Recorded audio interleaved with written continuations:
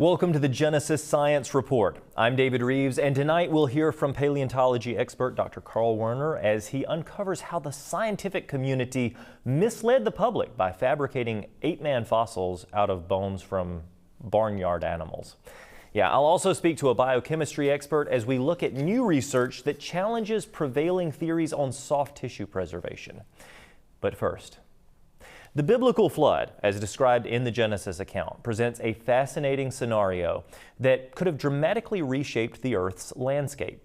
The turbulent waters of the flood, which were said to have covered the entire Earth, caused significant geological changes, including erosion, sediment deposition, and the displacement of ecosystems. Now, these events not only altered the physical appearance of the planet, but also had profound implications for the fossil record. Many people enjoy marveling at the grand skeletal structures of dinosaurs, such as the T-Rex, or the remains of extinct megafauna like the woolly mammoth and the saber-toothed tiger. However, throughout history, approximately 95% of fossils that have ever been found, they're all marine organisms. Now, the first fossil I ever found was a crinoid, a type of sea creature. It looks something like this right here. And my colleagues will all concur, marine life is the most abundant type by far. But this raises the question, where did the vast array of terrestrial life go? During the flood, the immense volume of water, combined with the violent forces of nature, would have led to the rapid burial of living organisms, of animals, of plants. This process is actually crucial for fossilization, as it protects remains from decay or from some other animal scavenging it. However, this chaotic condition of the flood could also mean that many organisms, especially land creatures, were ripped apart.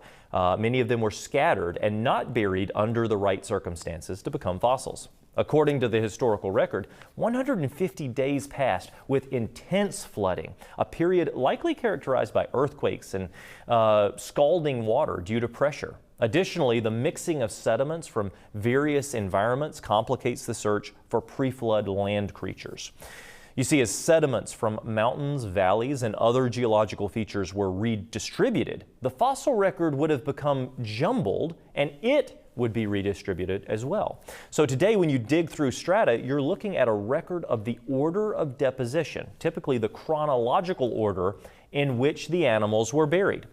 But erosion, taking place at the same time, means that remains could have been scattered and then reburied only hours later. The biblical flood was not just a small deluge, but rather a monumental event, corroborated by the exaggerated myths of many ancient cultures. You see, the flood changed the world, and the world took note. The post-flood environment would have been starkly different from the pre-flood world, and the reshaped landscapes and altered ecosystems would have led to completely new habitats for all life. The implications for actually understanding these scientific issues helps us decipher the history of the world and the fossil record. And that's where science and history meet. And that's where the Genesis Science Report excels. Every week, we are systematically helping you understand complex issues and have quickly become the #1 science show that doesn't conform to the atheistic doctrine pushed by mainstream media. In a few short months, we have reached hundreds of thousands of viewers across terrestrial, social media, and YouTube viewership. Thanks for coming along on the journey and for being a loyal viewer. I'm David Rives, and this is the Genesis Science Report.